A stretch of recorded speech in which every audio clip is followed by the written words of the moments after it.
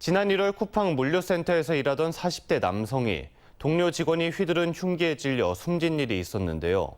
휴게실에서 코를 곤다는 게 범행 동기로 알려진 사건입니다.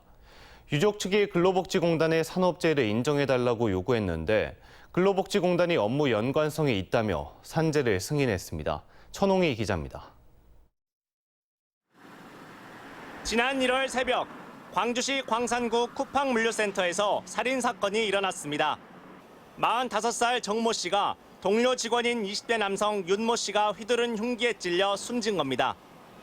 당시 범행 동기로 휴게실에서 코골이 문제가 시비가 돼 살인을 저지른 것으로 전해졌습니다. 남편의 죽음으로 새 아이를 혼자 키우게 된 부인 이 씨는 남편의 죽음이 직장에서 일을 하다 생긴 것인 만큼 업무상 재해를 인정해달라며 지난 3월 근로복지공단에 남편의 산재 신청서를 제출했습니다.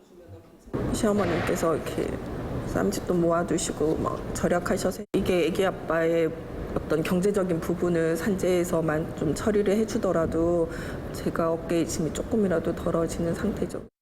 근로복지공단이 정확한 사실관계가 밝혀진 법원의 판결이 나온 이후 결정하겠다며 결정을 미뤄왔는데 최근 광주지법의 1심 판결이 나오면서 구체적인 범행 정황이 밝혀졌습니다. 지난 1월 새벽 쿠팡 휴게실에서 코 고는 문제로 숨진 정 씨와 윤 씨가 언쟁을 벌였고 이 다툼 때문에 관리자와 개별 면담을 하게 된 것에 분개한 윤 씨가 물류센터에서 일하고 있던 정 씨를 찾아가 흉기를 휘두른 겁니다. 근로복지공단은 이 판결문에 따라 범죄가 휴게 시간이 아닌 업무 시간에 일어났고 범죄와 업무 상관성이 있다고 판단해 유족의 산재 신청을 받아들였습니다. 새벽에 근무하는 것이다 보니까 휴게 시간에 잠을 자는 것은 자연스러운 것이고 그다음에 이 휴게 시간을 어떻게 이용하는지에 대한 규율을 조율하는 과정에서 발생된 충분히 이건 업무 연관성이 있다라고 보여집니다.